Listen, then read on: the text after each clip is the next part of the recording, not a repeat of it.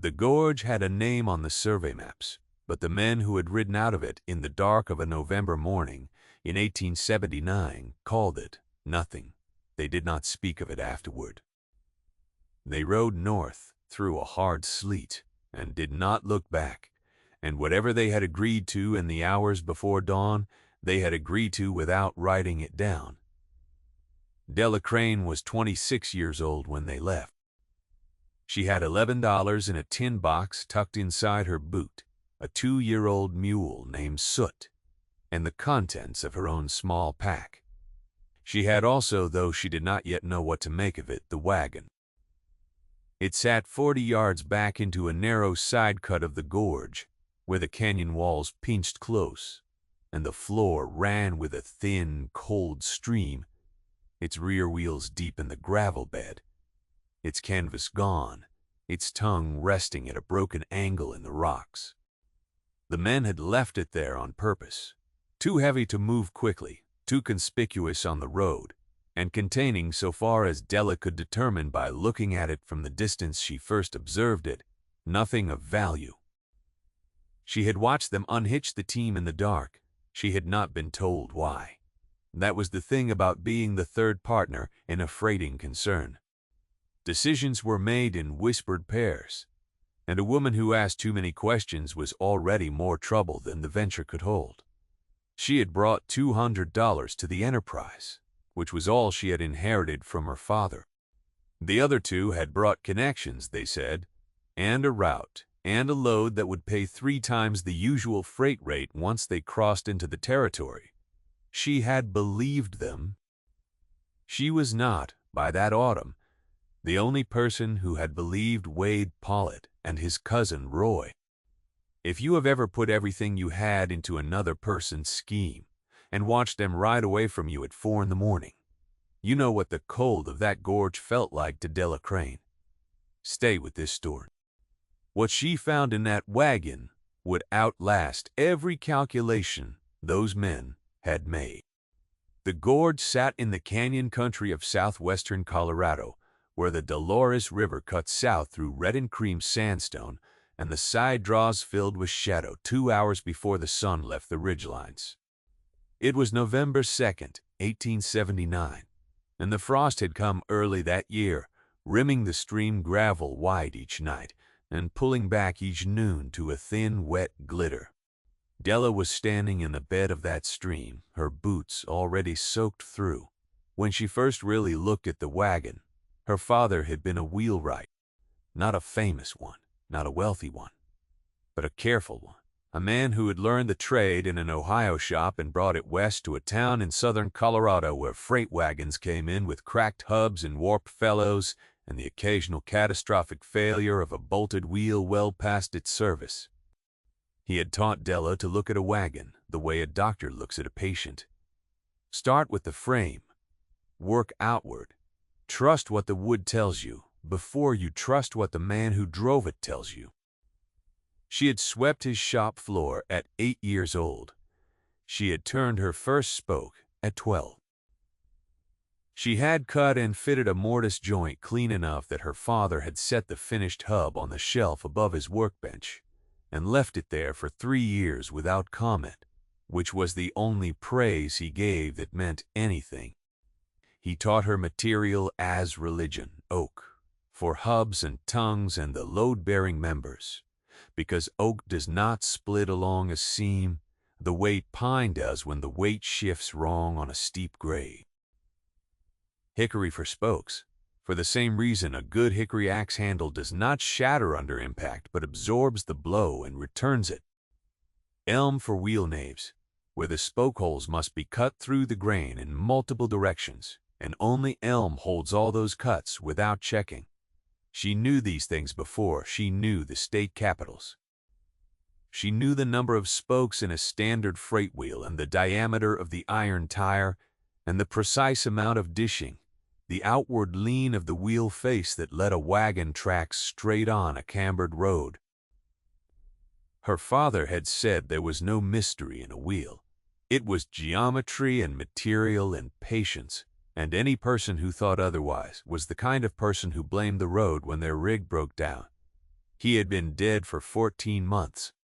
The town had sold his shop to pay the note on it, and Della had taken the tin box and the mule and what she could carry, and gone looking for a way to stay solvent in a country that did not have many options for a young woman with a craftsman's hands and no land of her own. Wade Pollard had found her in a freighting yard in Durango. He had been plausible and well-dressed and had bought her a meal and explained the route 3 times until she understood it, which in retrospect meant he had needed her money and also needed her to feel informed rather than used. She had signed the partnership paper. She had paid her share. She had driven the second wagon herself for 4 weeks across country that was, in places, genuinely difficult, and had done it without complaint and without asking for help she did not need. Now she stood in the gravel and studied the abandoned wagon and began methodically and without hurry to assess what she had. The running gear was sound. That was the first surprise. The wheels had been run through hard country and 2 creek crossings, and the iron tires were seated correctly, and the spokes showed no loosening at the felloe joints. Someone had maintained this wagon with attention, and not recently either, meaning whoever had built or outfitted it had built it to hold. The tongue was broken, but the tongue had been broken deliberately. The split too clean at the base to be road damage, the iron cap pried off and lying 3 feet away in the gravel. They had broken the tongue so the wagon could not be hitched quickly, so that if anyone found it before they were well gone, the finder would see a crippled rig and move on. Della stood at the rear of the wagon and put both hands flat on the end gate. The board was thick. Her father had used 2-inch white oak for end gates on heavy freight rigs, saying that the tailboard bore as much loading stress as any other single member, and that men who economized there were economizing on a structural joint. This board was 2-inch white oak. She felt the grain with her thumbs. She felt the dovetail cuts at the corners where the side panels were let in. She felt at the left corner a small thing her thumbs would have missed if she had not been moving slowly and deliberately, a seam, not a joint. A thin line running horizontally across the end gate about 4 inches from the bottom, parallel to the grain but not part of it, detectable only because the wood on either side of it was at a slightly different temperature. The lower section retaining cold, the upper section had already given up to the thin morning sun. Her father's voice came to her clearly, the way it did sometimes when she was working with her hands. A board that holds a seam you did not cut is a board that has 2 purposes. She took out her penknife and ran the tip of the blade along the seam. It did not catch on grain. It caught on a cut, hairline and deliberate, running the full width of the end gate. The lower 4 inches of the board were a separate piece, fitted so precisely into the larger panel that the joint was invisible to the eye in ordinary light. She pressed upward with her thumbs against the lower edge. Nothing. She pressed inward at the center. Nothing. Then she pressed inward at the left corner, the same corner where she had felt the seam first, and heard a soft wooden click, and the lower section of the end gate rotated outward on a piano hinge running the full length of the seam concealed inside the thickness of the board. The cavity behind it was roughly 4 inches deep, 14 inches tall, and the full width of the wagon end gate, which was 62 inches across. It was lined with oilcloth, tacked in place with small copper tacks. It was dry. Inside it were papers. Not gold, not currency, papers. A stack of them, folded and tied with a length of cotton string, the topmost sheet protected by a heavier piece of oilcloth, laid over the bundle like a blanket. Della lifted the bundle out with both hands and held it in the thin November light and did not open it immediately. She stood very still and listened to the gorge, water over gravel, wind moving through the upper canyon. She had built a small fire against the canyon wall the night before, after the men had gone, because the cold was genuine and she was alone, and had decided, with the practical clarity that sometimes arrives after shock, that being cold would not help her think. The fire had burned down the coals, but had not gone entirely out. She fed it 2 pieces of deadfall pine and set the oilcloth bundle on the rock beside it, unwound the cotton string and opened the papers. She had spent the previous night, the night after the men left, sitting against the canyon wall with Soot's lead rope in her hand, not sleeping. The gorge made sounds in the dark, water. Wind high up through the rock notches. Something moving in the scrub far back in the side cut. She had not been frightened, exactly. Fear was a thing that made a person smaller, contracted them down into themselves, and she had no patience for it, and no room for it in $11 and a broken wagon. What she had felt instead was a cold and particular clarity.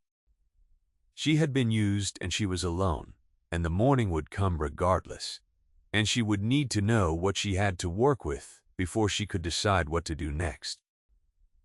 He had walked the perimeter of the campsite twice in the dark, measuring by feel what she could and could not account for. She had checked the mule's hobbles.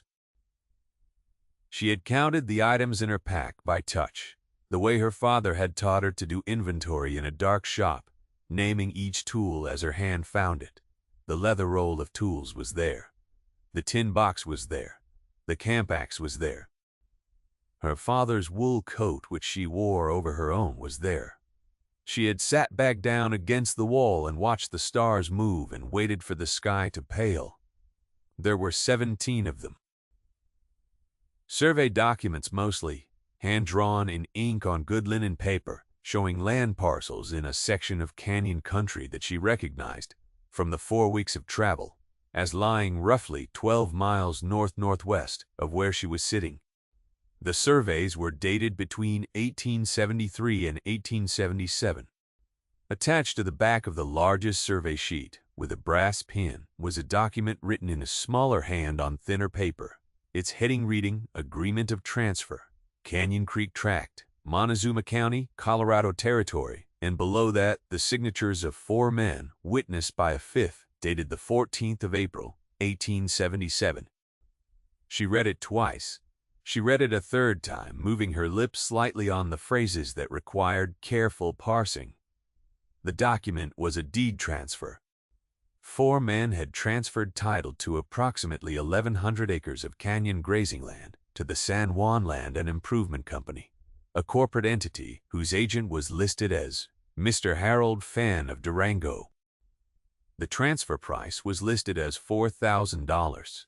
The land had been assessed, according to a note appended to the agreement, at approximately $19,000, based on water access and winter grazing capacity. $4,000 for $19,000 of land. She turned to the survey maps and looked at the hand-drawn parcels, and the names written in the margin beside each one. 4 family names, each appearing on 1 parcel each. Small ranching families. The parcels were small enough to say that plainly, running their cattle on land, with reliable water in a country where reliable water was the difference between a viable holding and a dry summer failure. The surveys showed wells. They showed the creek.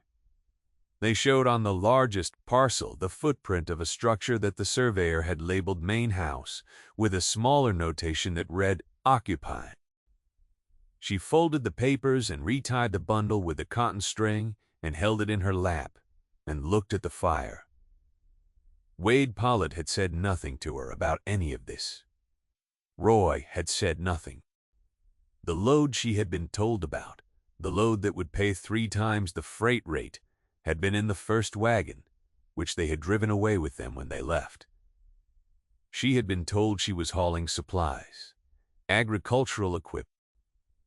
She had not looked closely at this wagon's cargo when they packed it in the Durango yard, because she had been busy with Soot, and because nobody had invited her to look. Someone had built a false compartment into this end gate. Someone had built it with knowledge and intention, using a piano hinge and a pressure latch and copper tacks on oilcloth, which was not casual carpentry. And someone had put these documents inside it, and then left the wagon in this gorge and ridden away.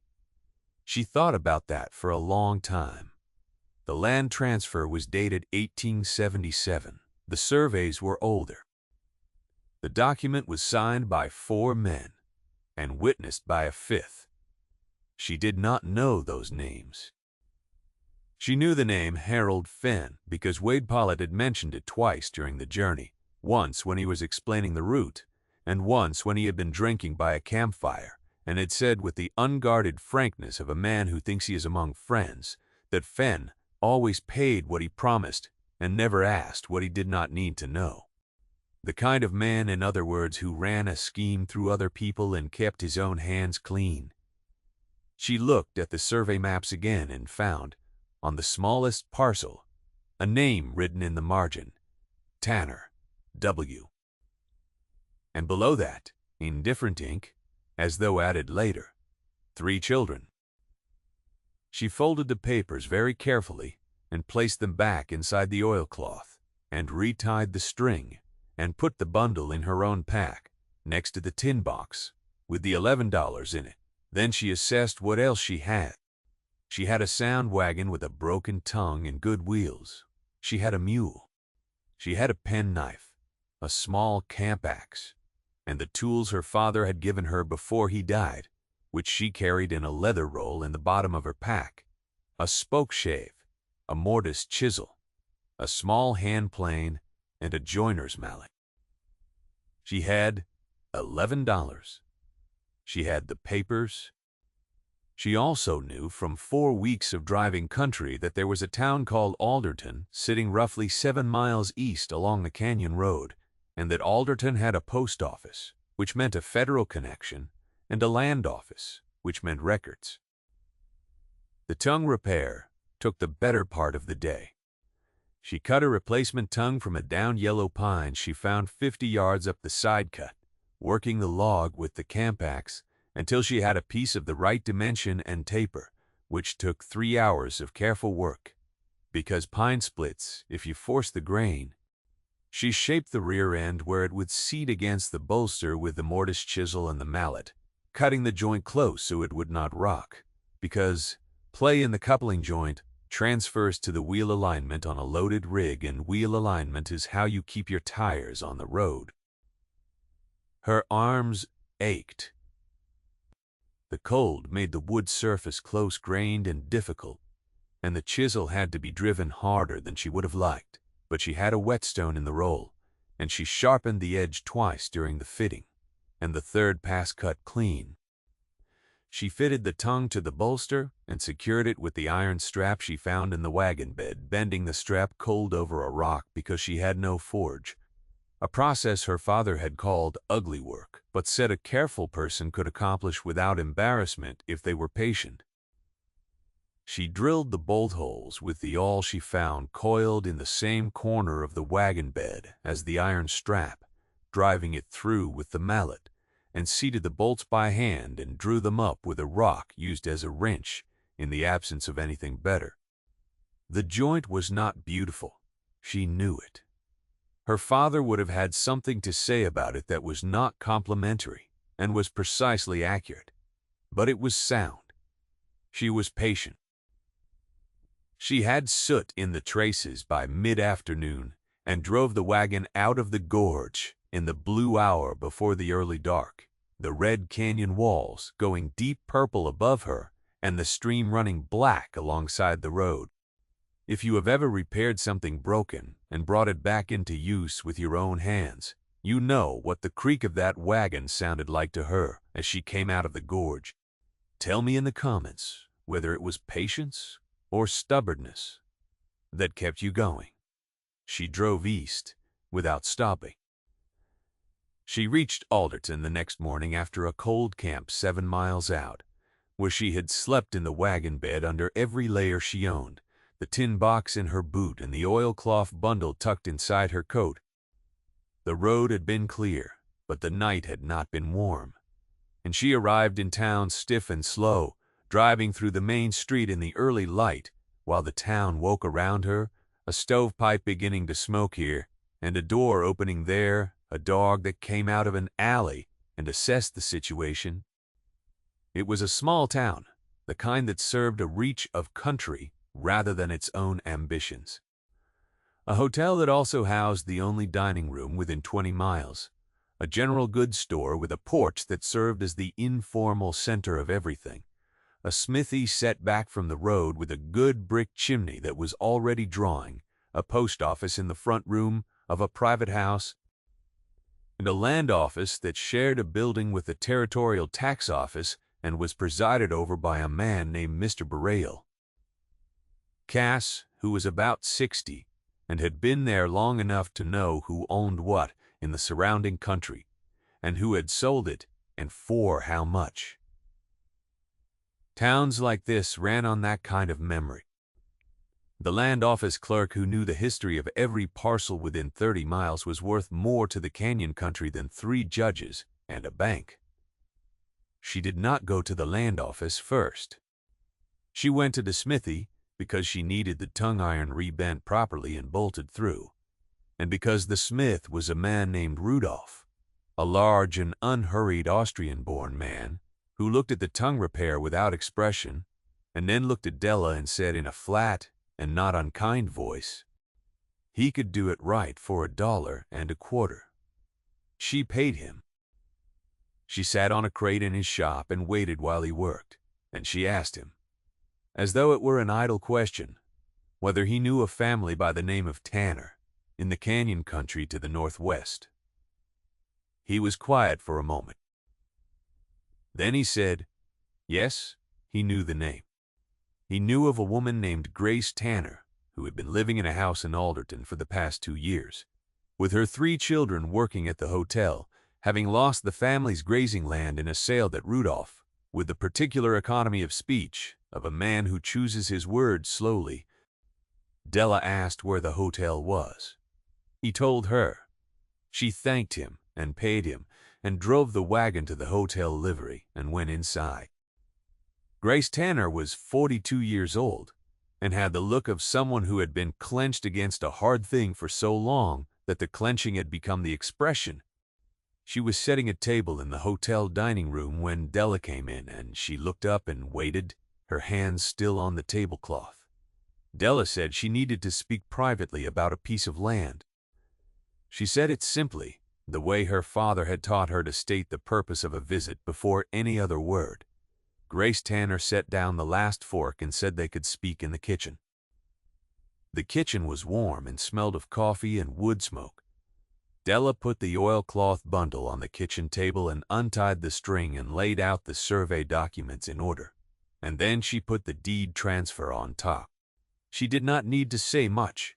Grace Tanner looked at the papers for a long time without touching them. Then she picked up the deed transfer and read it again, and set it down precisely where it had been. Grace Tanner looked at the deed transfer for a long time. She looked at the signature line. She looked at the date. "That is my husband's name," she said. "And the other 3 names are his brother and his brother's 2 partners." She was quiet for a moment. Then she said they had been told $4,000 was the assessed value. Della said the survey attached to that document assessed the Canyon Creek tract at approximately $19,000. Grace Tanner's face did not change in any dramatic way. The clenched quality of it simply became something else, not softer exactly, but more open. The way a door looks different from the inside than it does from the outside. She set the paper down and looked at the window for a moment, which faced the side wall of the building next door, and offered nothing to look at, which perhaps was what she needed. She asked where Della had found the documents. Della told her, without withholding any part of it, including the names of the men she had traveled with, and the fact that she had been left in the gorge without explanation or compensation. She told it plainly and in the right order. The way you tell a thing you want another person to be able to use. Grace Tanner listened without interrupting, a slight tightening at the corners of her mouth when Della described the broken tongue, the deliberate prying off of the iron cap. But she said nothing. When Della finished, Grace Tanner said Fenn would call the papers forgeries. Della said he might. The land office in that building would have the original survey filed before 1877, and a person could compare them. There was a pause. The kitchen held its warmth around them. Grace Tanner put both hands flat on the table beside the documents, the same gesture Della noticed that she herself had used at the end gate of the wagon in the Gorge. The gesture of a person who reads surfaces with their palms rather than their eyes. "All right," she said. Then she picked up the documents and squared them and handed the bundle back to Della, returning it to the person who had brought it, which was a kind of trust that required no explanation. They went to Mr. Prost Cass at the land office that afternoon. Della and Grace Tanner, with the oilcloth bundle under Della's arm. Mr. Brick. Cass was a careful man and not easily moved, and he spent 40 minutes cross-referencing the survey documents against his filed copies before he said anything. When he spoke without looking at either of them, his eyes on the two sets of papers laid side by side on his desk, and said they matched to the foot. He said it a second time, more quietly, as though making sure he believed it himself. The legal process that followed was not fast. Nothing in it moved quickly, because nothing involving land titles and corporate entities and territorial jurisdiction moved quickly in Colorado in 1879, and Della did not pretend to herself that it would. She stayed in Alderton through November and into December, sleeping in a room the hotel provided in exchange for work she did, repairing the furniture and the loose joinery of the building, which had been built in a hurry, and showed it. She fixed a warped door. She remortised a stair banister. She replaced 6 spoke-shave drawer runners in the front desk that had been pulling loose from their grooves for what appeared to be years. She also made herself useful to Mr. Cass, who had discovered, with the cautious excitement of a man who has found something important and is not yet certain what to do with it, that the Fenn land transfers in his records were not the only ones that bore looking at. There were 6 other parcels in the canyon country that had changed hands through the San Juan Land and Improvement Company in the period from 1876 to 1878, each at a price that sat well below the survey value attached to the original filing. She helped him pull the files. She organized them.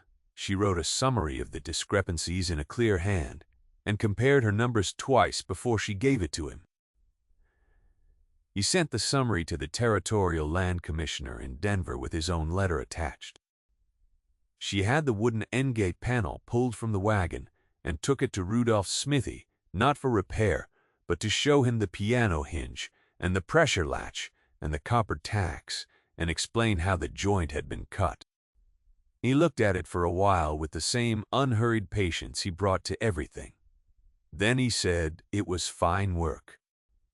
He meant the carpentry, and Della received the comment as it was meant, noting only that whoever had built it had known exactly what they were hiding, and had built the hiding place to last. By January, a federal examiner had arrived from Denver. He was a quiet man named Mr. Rourke, who asked precise questions and wrote down the answers in a small book and did not editorialize. He spent 3 days. He spoke with Grace Tanner for nearly 2 hours at the kitchen table of the hotel, the same table where Della had laid out the documents in November. He spoke with the other families whose land records matched the pattern, most of them now within a day's ride. Drawn in by the word that had moved through the canyon country the way serious news always moved, person to person and in low voices. He examined the original surveys and the deed transfer documents and the filed copies in Mr. Cass's records, laying them side by side with the same methodical patience that Mr. Cass himself had shown, as though the work of careful men was recognizable across offices and jurisdictions.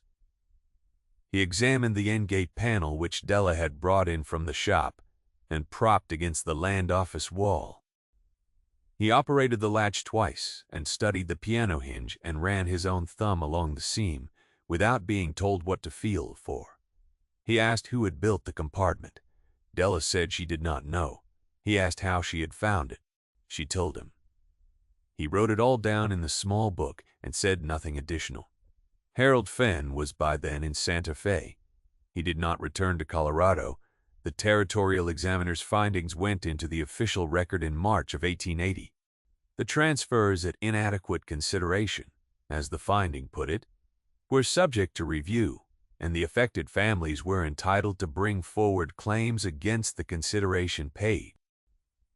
The San Juan Land and Improvement Company had dissolved by then, its agent gone, its assets transferred in ways the examiner's report called, with flat federal understatement, not transparent. The land itself was not easily recoverable, having passed through intermediary sales to third parties who had paid honestly and could not simply be dispossessed. The examiner's finding created a legal obligation. Consideration had been inadequate. Families who had been sold their own land at a fraction of its worth had a claim against the estate of the company and against the documented agent, Mr. Fenn, wherever he might be found. The process of collecting on that claim would run for another 3 years, through a territorial court and eventually a federal one, and Della did not follow every step of it because she was no longer in Alderton by then. She had stayed through the spring. She had fixed more of the hotel. She had helped Grace Tanner organize the paper record of her husband's original holding, working through old letters and tax receipts at the kitchen table on evenings when the dining room was quiet, the two of them building the documentary spine of the claim that would eventually be submitted to the court. Grace Tanner's oldest child, a girl of 14 named Ida, had begun sitting with them in the evenings, first watching and then, gradually beginning to help, her handwriting neat and her grasp of the documents quick. In April, Rudolph had offered Della the unused rear section of his smithy for a modest monthly sum. He had built the partition himself, an afterthought of his own construction, that he had never found a use for, and he said she could do what she liked with it.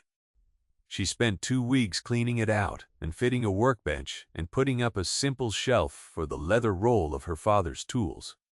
She replaced 2 of the floorboards which had rotted through, using salvage pine from a collapsed outbuilding behind the hotel.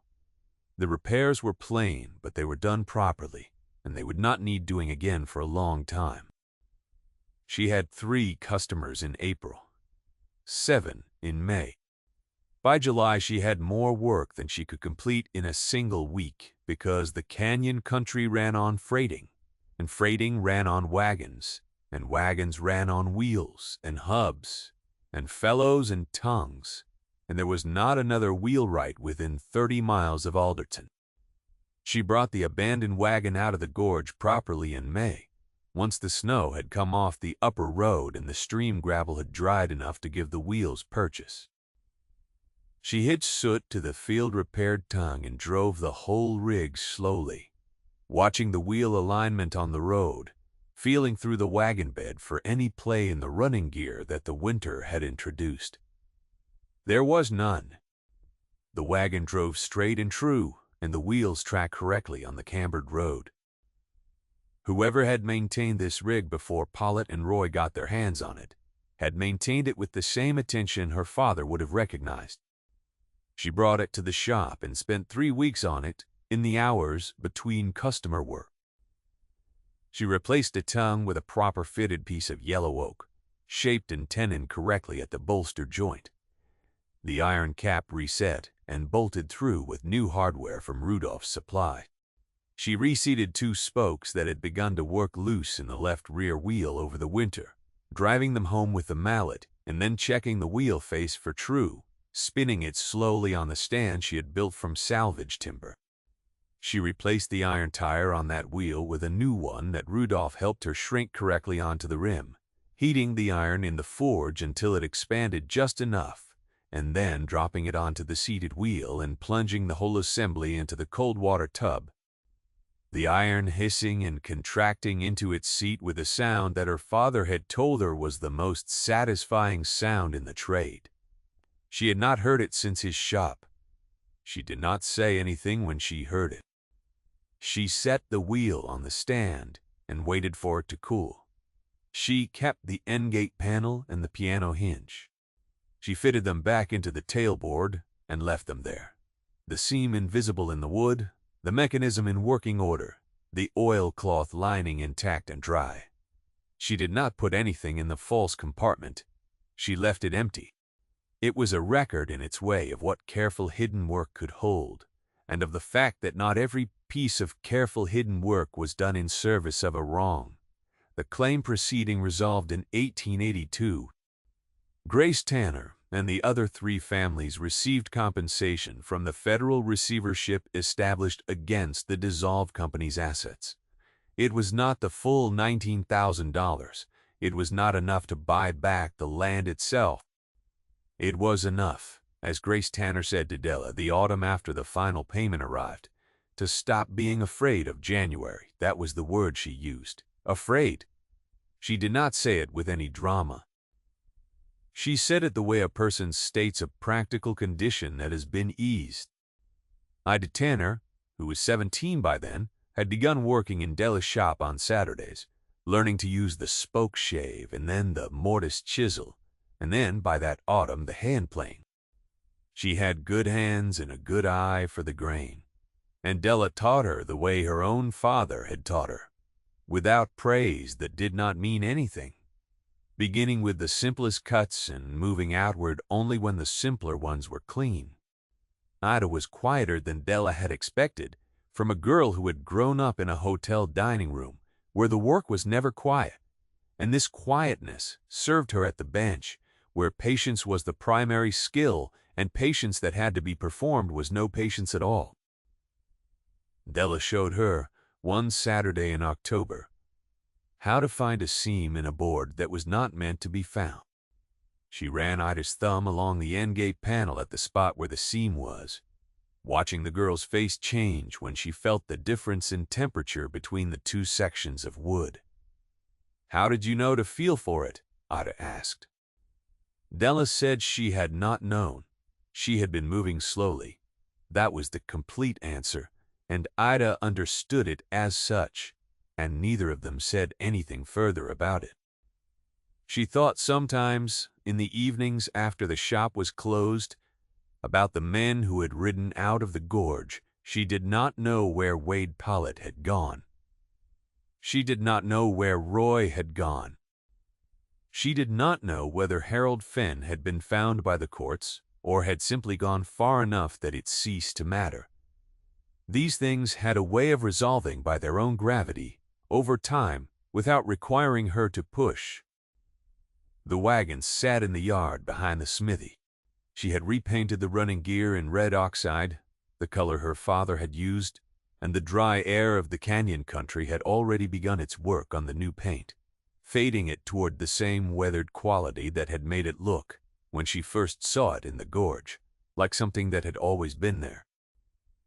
The false compartment remained in the end gate, empty and sealed. Anyone looking at the wagon would see a sound rig well maintained, recently painted. They would not see the seam unless they ran their thumbs along the board in the right light, moving slowly, as a person who had been taught to look at wood rather than to glance at it. The February that the final court papers arrived in Alderton, Della turned 29 years old. She spent the evening in the shop with the door open to the cold, dry air, fitting a new hub on a wheel that had come in that afternoon with a cracked spoke and a loose tire. The work was plain, and the work was hers. She was almost exactly where she needed to be. Outside, soot shifted weight in the yard. The canyon caught the wind and gave it back at a lower pitch, the sound the gorge always made when the weather was changing. The lamp on the bench threw a warm circle across the work, and in the circle, the grain of the wood was clear and the fit of the hub to the fellows was coming right, and the whole of the next hour was accounted for. That is all it takes sometimes, and she knew it. 1 hour of honest work with the right tools and the right light in a shop that was hers. The wagon in the yard and the false compartment empty in its board, and the canyon making its sound in the cold air, and the next piece of work already clear in front of her. If a story like this one stays with you, there is another waiting. Look to the side.